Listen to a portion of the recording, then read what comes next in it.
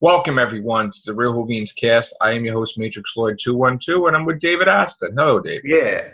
Hello, ladies. If you want to do some shindig, come down to my shack later. Whoa! All Only right, joking. so, Hello, yeah. ladies and gentlemen. All right, so what do you think? What is your opinion of Doctor Who lately? What little things that you've seen about the episodes and people starring in it, like Alan Cummings is going to be King James I for a reoccurring role. Oh, King James the First. Oh, he's very camp, isn't he? I don't know. And Salem Witch Trials and Rosa Parks, historical episode for two things. They're filming in India now. India. Blimey. Yeah. I mean, they're going all over the place. They filmed in Africa, Cape Town. I mean, Wow. they're really going all out, right? Yeah. Well, well, Joe was just saying before we started recording that this was going to sort of be returning to sort of historicals of the William Hartnell era, not so much the Patrick Troughton era, because by 66 it'd become more science fiction, it'd become more sort of lost in space and so forth. But yeah, I wouldn't mind that at all. But my point was in another cast, right? Doctor Who has evolved every time it evolves, right? So it started out as that, but then they changed focus. And let's just say Doctor Who is in 10 different parts, right? Where you'll have one part where we go when we visit an historic figure, right? Like Winston Churchill or like, Shakespeare or Agatha Christie, right? So you have, one episode where Vincent van Gogh, right? You have one episode probably where he'll go visit that person. Then you'll have another episode where it's humorous, funny. You'll have another episode where it's dead serious, where the alien menace could kill people and destroy the Earth. There's another episode where it's funny, yet like it's characterization, new villains. So Doctor Who is split up into, let's just say, 10 different parts, right? And to all of a sudden say, all these things that were brought to the table to make Doctor Who unique and interesting to the audience, different style episodes, all mixed together, right? For them to say that, no, we're only going to keep one part of that Doctor Who 10-part thing, where it's just going to be, she's going to be in the TARDIS, and she's going to be taking people to learn about their culture and about history. Forget about the alien menaces, forget about space, forget about the timeless, forget about all this stuff. It's going to be like William Hartnell time when they went to the Aztecs or when they went to Rome or they went to Marco Polo. But it's not going to be like, all this stuff that has evolved afterwards. Like you're going back, but it's not even going to be like the first couple of years of Doctor Who. It's going to be ridiculous. And would you be able to take doing 10 episodes of the same style episode rather than a different variety and nuances? And that's what I'm concerned with. So what do you say? Well, I say that Doctor Who's, I think the format of Doctor Who is after so long, it's proven to be anything. It can become anything. It's so versatile that you can literally make it anything. I mean, we've had a couple of stories where the TARDIS didn't even figure into the travelling. That's the Fourth Doctor's first series. We've had an entire season that was literally from the perspective of a trial setting. We've had an entire series, the 2009 TV specials. That was, the Doctor where he didn't have any proper companion. So Doctor Who is versatile and flexible enough. I mean, everything, like I've always said, essentially regenerates and changes. So the whole theme of the show is about change. So in that sense, a female Doctor isn't that strange at all, really, in some respects. My problem, I don't have a problem with a female Doctor. I just don't feel the costume is very doctorish enough. But I think the only problem with having education in Doctor Who. It's not going to be like William Hartnell. That wouldn't work now, I don't think. It certainly can't be as slow-paced as William Hartnell, because that would bore the tears out of modern viewers. So it's bound, I guarantee you, it's going to have some sort of LGBT women spin, but, filming all these different places, India, Cape Town, they're pulling out all the stops, which I've said from the start they have to. They have to make the best impression to launch Jodie Whittaker in the most perfect way they possibly can. They have to really sort of pull their trousers up, as it were, and, really sort of, really give the viewers a reason to tune in. I personally think they should bring back the cliffhangers. Have every story with, one or perhaps two cliffhangers. Now, do you think that this is an agenda? Like, I mean, if Chibnall is like a social justice warrior or a feminist or whatever the heck he is, and do you think he's putting his ideals in the show and just trying to twist it, like to send a message rather than really do Doctor Who episodes with, just he's basically using this as a platform to push any one individual agenda or style, or like the women are superior, men are stupid thing? I mean, do you think this is what's going to happen? Men are stupid. Yeah. Really? Yeah, they are. Have you seen a man in a kitchen? Disaster. Well, when I made my first lasagna, yeah, it was. Gordon Ramsay can't keep his temper for 5 minutes when he eats in the kitchen.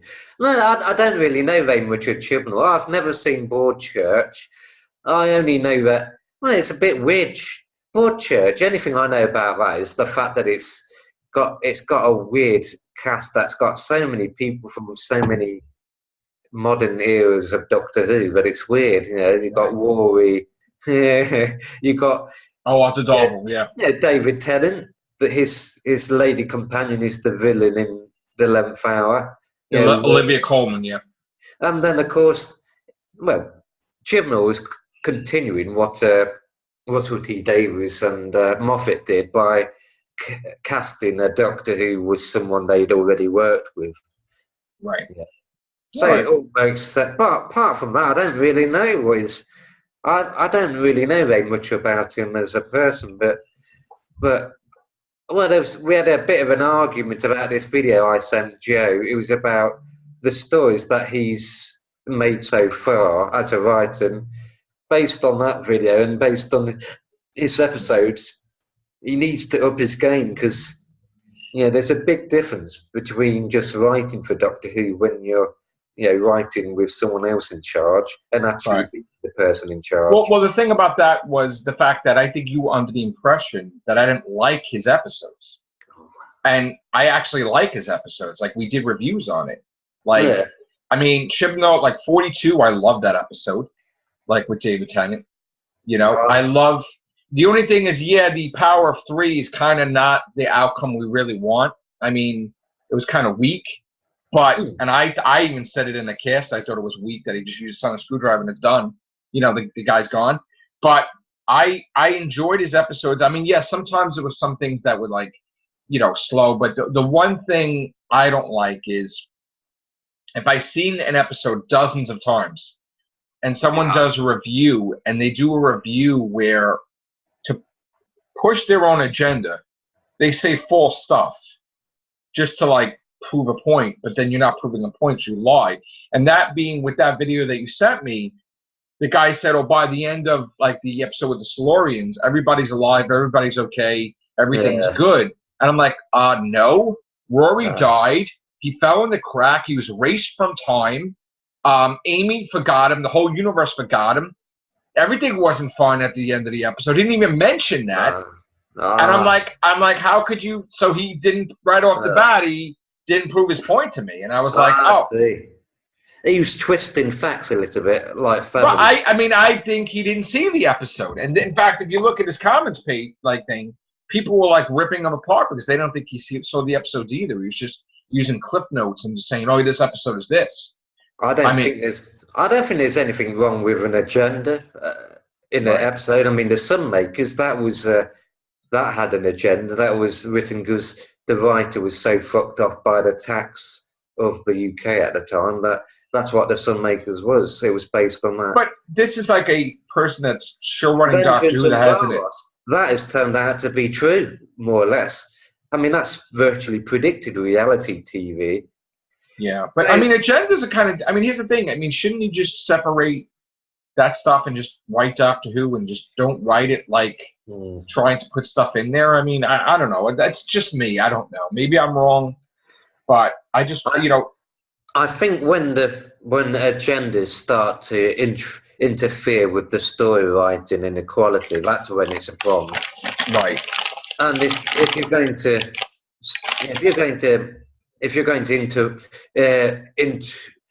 include something in the plot, agenda or otherwise, you need to be able to sort of follow through on it.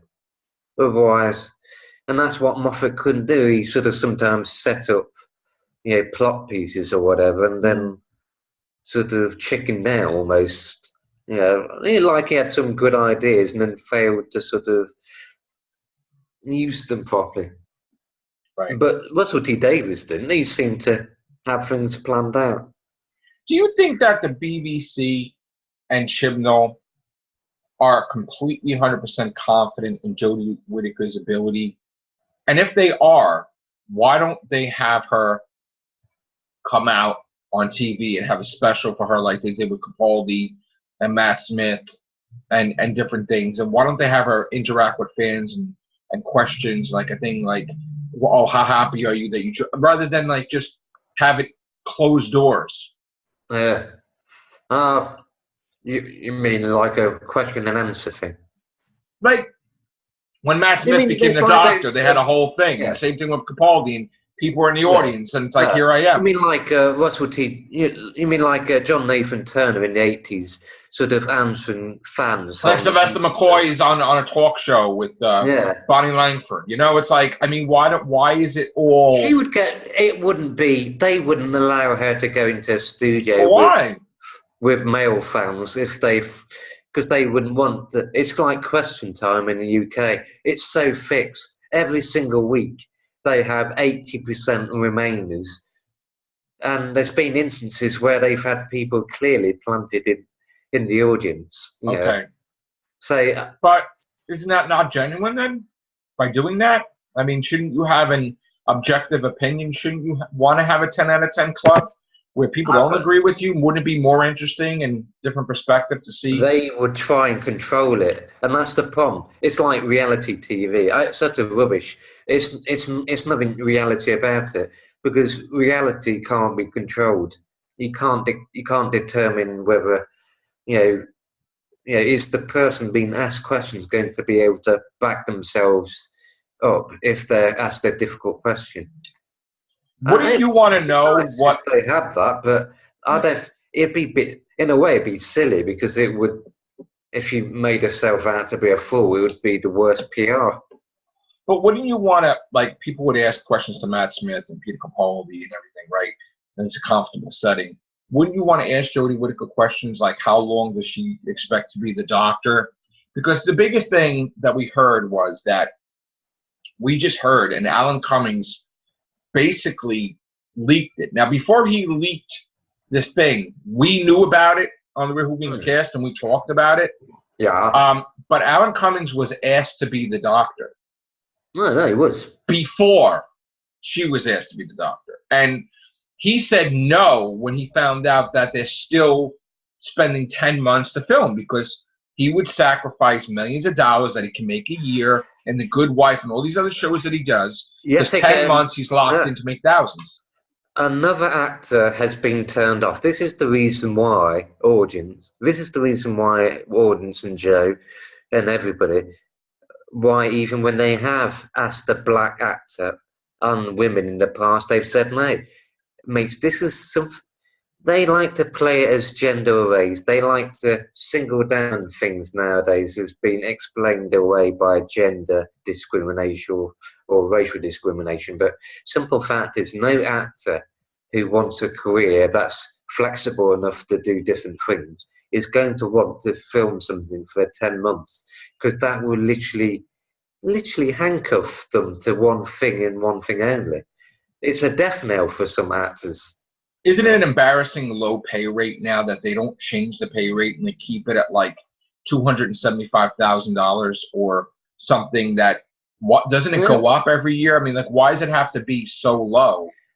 How much do they pay the Doctor now then? Jodie Whittaker's getting paid the same exact thing as Peter Capaldi and I think Matt Smith or something like that. It's the same. She's doing less episodes than, and she's still getting paid that. Yeah.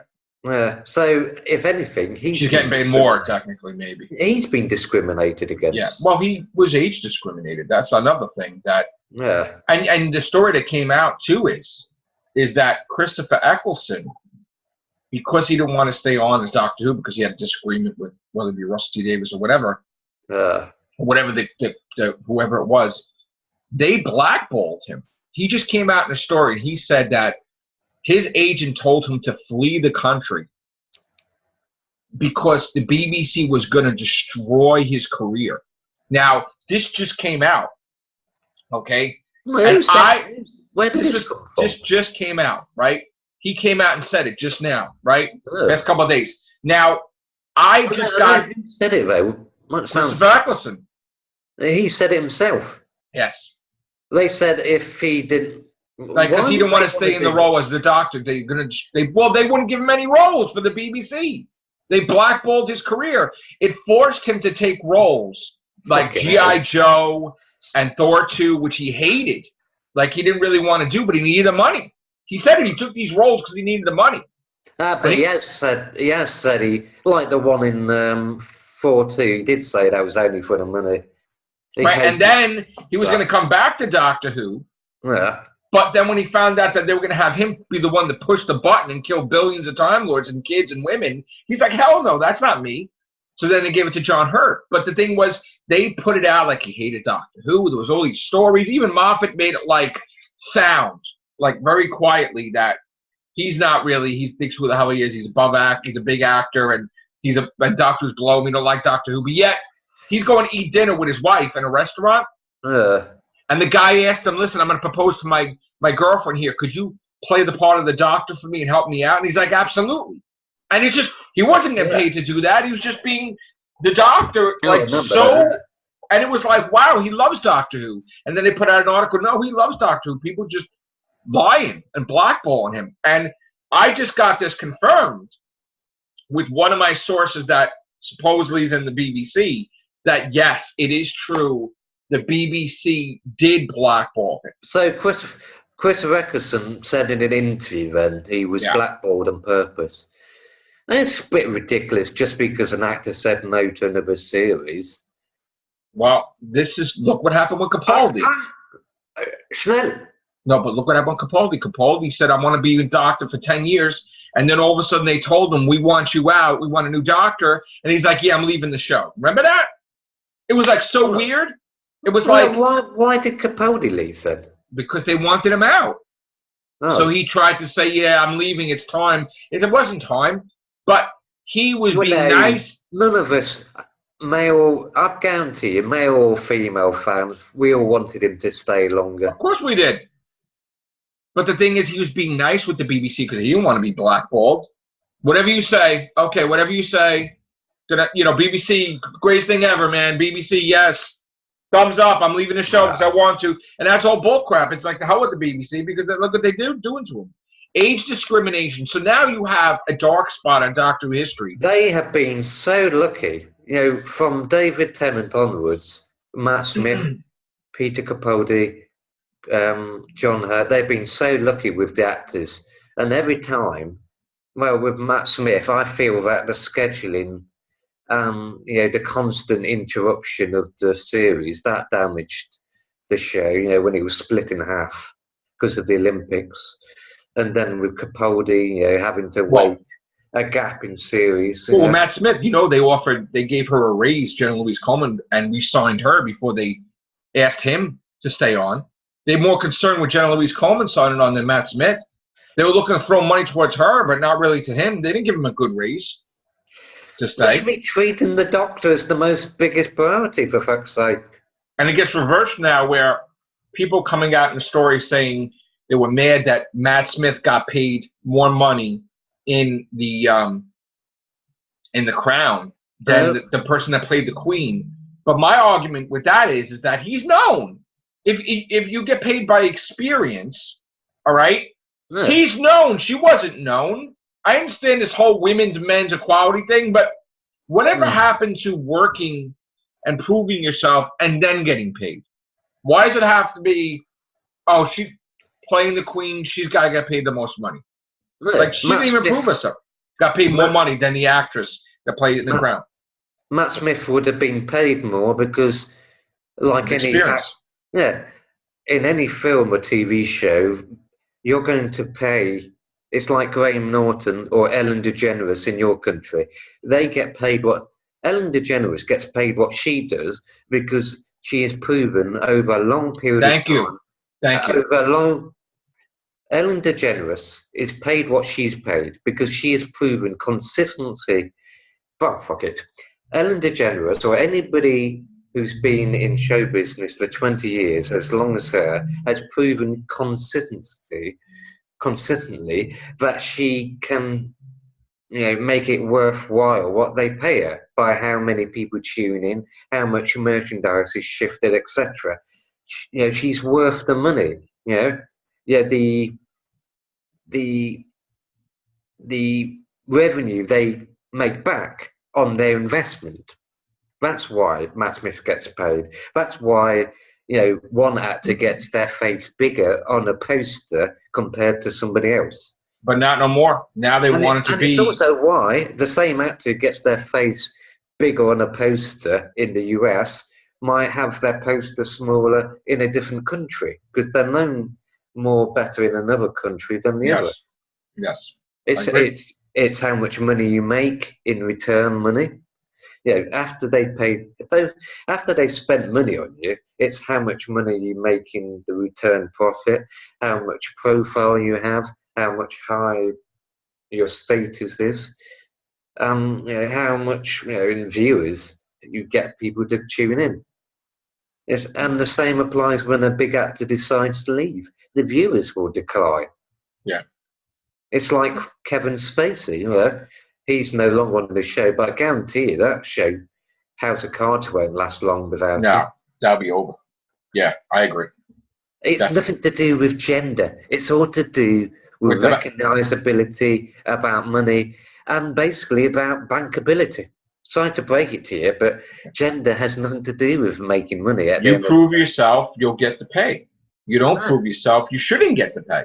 Just because you're a woman or just because you're whatever, you shouldn't get, it should be you work your ass off to get recognition and to be known and to show a track record of, all my movies are profitable and they've all brought people in the seats. My talk show has been bringing in revenue like you wouldn't believe. It's like sorry for interrupting. It's like Sandra Bullock when people bitch and moan about getting paid more than George Clooney. Well, she was the main actress in that film. She was also an executive producer. That's why she gets paid more, because she put more into the end product. Yeah, exactly. It's nothing. So actually, it has nothing to do with gender. Yeah.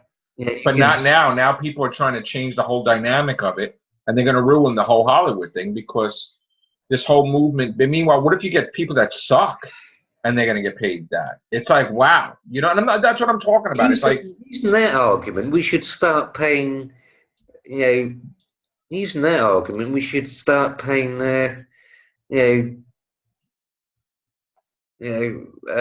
A janitor the same money as one of the main stars. Yeah. You never know, right? So we're going to wait and see what happens with Doctor Who.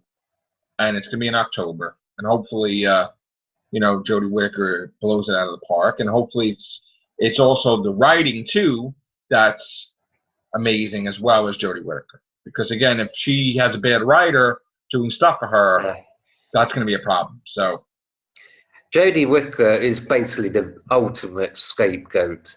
Yeah, I found it highly ironic that Colin Baker was the one who wrote "She's the Doctor, whether you like it or not." Well, with all due respect to Colin Baker, when I see a Doctor who was scapegoat for the failure of his time as the Doctor, that is really quite hilarious seeing it come from him. Coming from the actor who happily wore that costume. The simple fact of the matter is, she'll be the easy scapegoat for the BBC if they give her substandard scripts, or shoving any sort of propaganda down people's throat backfires. Regular viewers don't want propaganda; they want to sit back and relax on a Saturday afternoon and watch Doctor Who. They don't want a political sermon. It's that simple. It is simple. And I hope that she does well. I may not have been happy when she was cast as the role, but as time gone on, I've seen clips of her in different plays with Christopher Eccleston and different things, and I now accept her as, she is my Doctor right now, and we're going to give her support. We're going to watch her stuff. And I do hope, regardless, that she is a Doctor for another year, not just a one-year Doctor.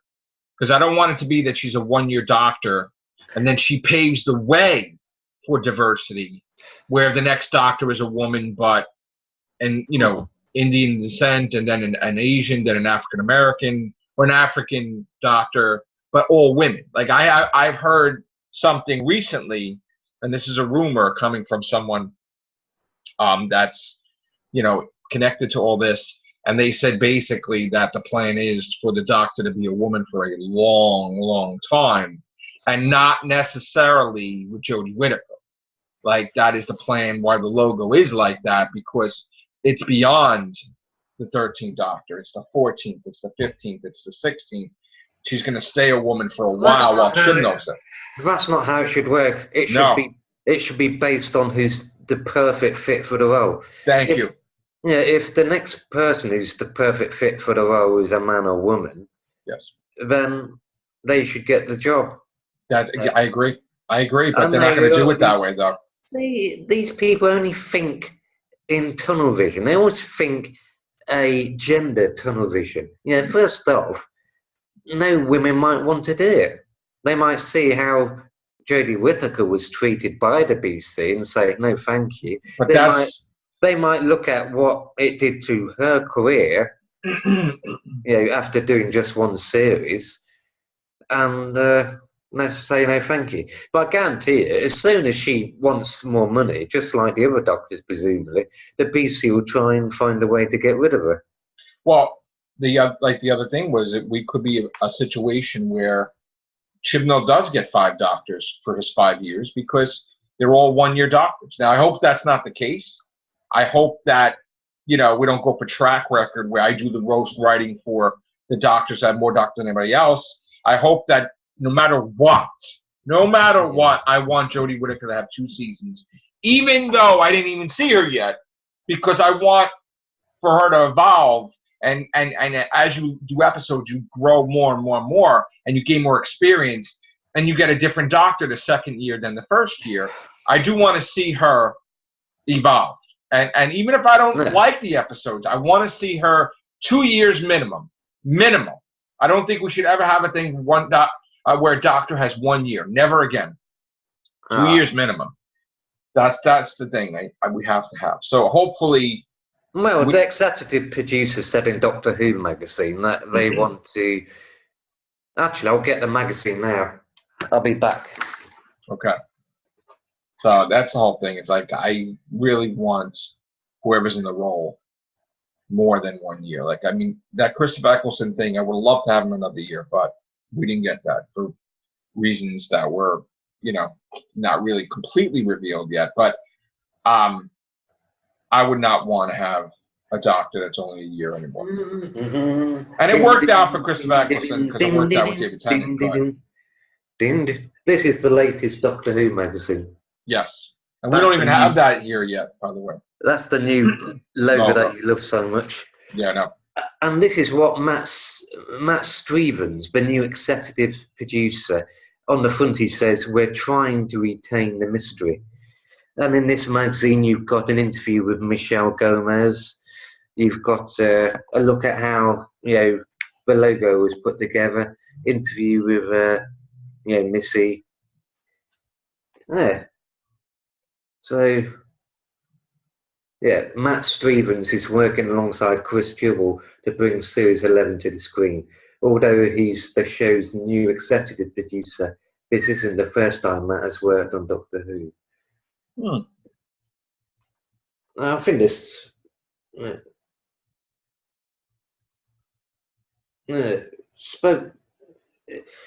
I think they need to go back to some sense of mystery. It would be nice if they go back to basically do what Andrew Cartmel did with the master plan. When they, the contrast between, the difference between season 2024 and season 25. It's night and day. With Remembrance of the Daleks, they made the Seventh Doctor mysterious again, and they introduced the possibility that he was. That line, "Oh, Davos, I am more than just another Time Lord." I loved those seasons. Battlefield, also the season after. I loved it. That's basically what they've done. So, I mean, that's the great thing with a female Doctor. You can do that. And they need to do something to refreshen it up. They need to have, they need to make things like that Asian guy, the director of the Unearthly Child. And I personally would. They're having a new TARDIS console, presumably. So I'd love it if they had a sort of 60s X type console room. There you go. All right, guys. Yes. Thank you very much, David Aston. No. All right. Please like and subscribe. Take care. Bye for now.